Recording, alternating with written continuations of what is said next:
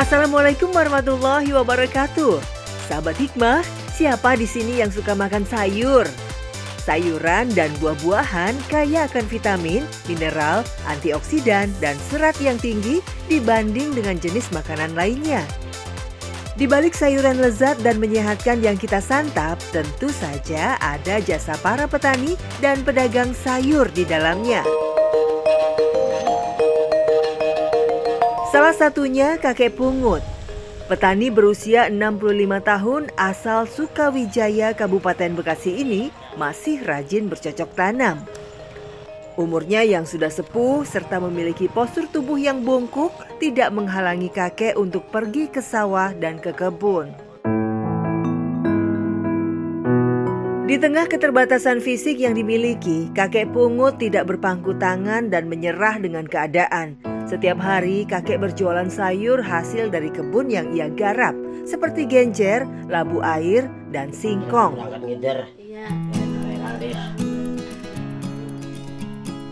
Cara berjualannya pun tidak menggunakan gerobak seperti tukang sayur pada umumnya. Selangkah demi selangkah kakek berjalan sambil mencari pembeli. Namun hingga beberapa waktu sayurnya masih belum juga laku terjual. Beraneka sayuran yang ada di dalam bakul memiliki berat hingga 10 kg. Di usianya yang tidak muda lagi, tentu saja membuat kakek sering kelelahan. Perjuangannya pun semakin berat, kakek pernah terjatuh saat melewati jalan yang menanjak, sampai semua sayuran yang dibawanya tercecer di tengah jalan. Pernah keserimpet, jatuh, gitu. Serimpet. Tahu tambang ada di bawah, nggak tahu nyerimpet, jatuh.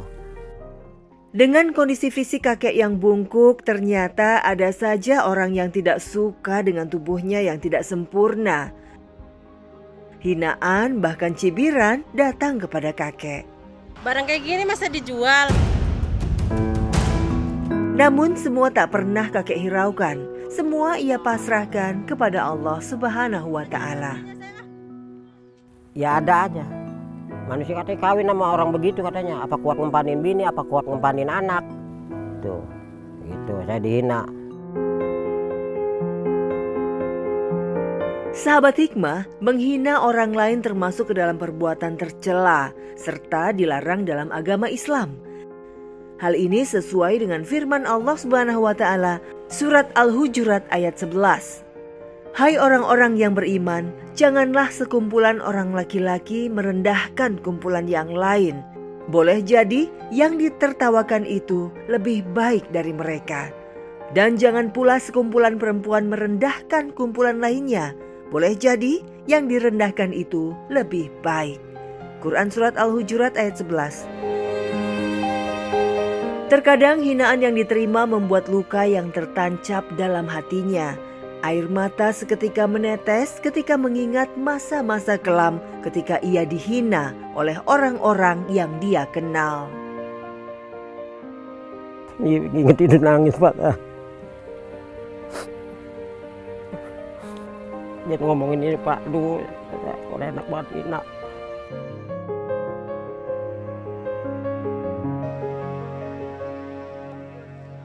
Semenjak dilahirkan, kakek Pungut sudah tidak merasakan kasih sayang orang tua.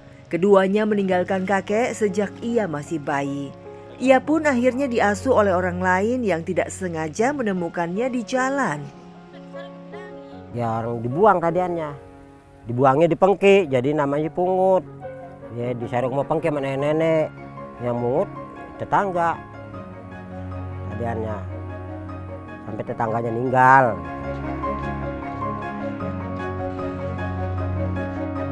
Kondisi letih terpancar di wajah kakek Pungut. Namun dengan sabar ia terus berusaha menjual sayurannya.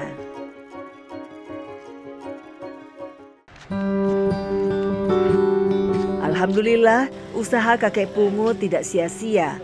Pelanggan mulai berdatangan membeli sayur. Ibu-ibu dengan segera mulai memilih sayuran yang ada di bakul kakek. Karena harganya terjangkau dan buah sayurannya ini segar-segar dan terkadang kumplit juga.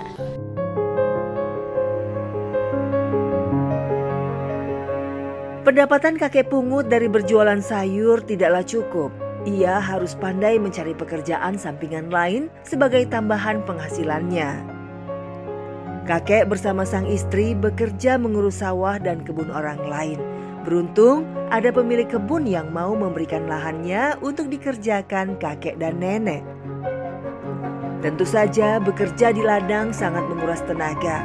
Belum lagi panas dan terik matahari tanpa ampun menerpa tubuh. Tidak heran terkadang kakek merasa pegal di bagian pinggang dan pundaknya. Ya pernah sih, emang rasanya ini aja pinggang. Kalau pegal-pegal, pengen normasil, hilang. Itu aja. Masalah sakit-sakit gituan mah belum pernah saya.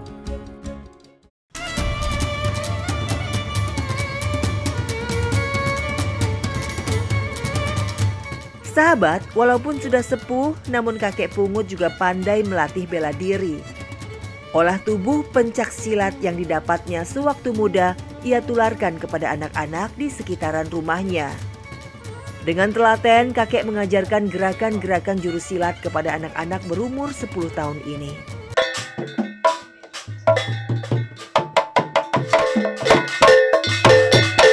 Tak hanya pencak silat, kakek pungut ternyata juga dikenal sebagai seniman topeng Betawi. Sejak kecil, kakek sudah mengikuti orkes-orkes Betawi di daerah Kabupaten Bekasi. Sejak tahun 1971 sampai sekarang, kakek masih eksis menghibur masyarakat dengan kesenian Betawi. Dari tahun 71 saya belum mulai manjak, belajar manjak. Ya melawak, jadi gendang, jadi juara, apa aja saya mah. Postur tubuh yang bungkuk tidak menghalangi kakek pungut untuk berkesenian. Hal ini dibuktikan dengan mahirnya kakek dalam bermain gendang maupun alat musik yang lain.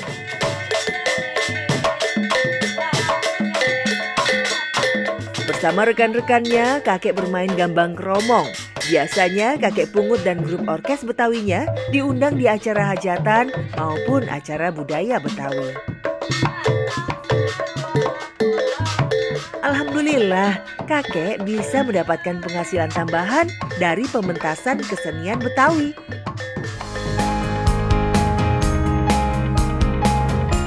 Sahabat, di sisa usianya yang sudah memasuki senja menjadikan kakek lebih mendekatkan diri kepada Allah Subhanahu wa Ta'ala.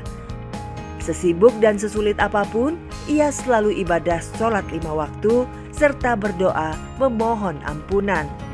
Hanya kepada Allah ia meminta agar diberikan keselamatan dunia dan akhirat, serta kebahagiaan bagi istri dan anak-anaknya. Assalamualaikum warahmatullahi wabarakatuh. Sahabat hikmah yang dirahmati Allah Subhanahu wa Ta'ala, manusia punya standar. Allah Subhanahu wa Ta'ala juga punya standar lain. Satu hari ketika Ibnu Mas'ud radhiyallahu an sedang naik ke atas pohon kurma, betisnya tersingkap dan sahabat-sahabat lain menertawakan betis Ibnu Mas'ud yang kecil. Rasulullah SAW tiba-tiba berkata, betis itu di sisi Allah Subhanahu wa Ta'ala lebih berat daripada gunung Uhud. Begitulah dalam kehidupan. Kita tidak boleh menjadikan ucapan-ucapan manusia sebagai standar baik buruk, agung atau kerdilnya sesuatu. Ada satu hadis dari Nabi SAW sebagaimana diriwayatkan oleh muttafaqun alaih. Innahu la ya'tir rajulus saminul azim yaumal qiyamah la yazinu indallah janaha ba'udah. Pada hari kiamat nanti ada seorang lelaki didatangkan kepada Allah Subhanahu wa Ta'ala, agung dan besar di sisi manusia, tapi di sisinya tidak ada artinya bahkan dibanding sebelah sayap nyamuk.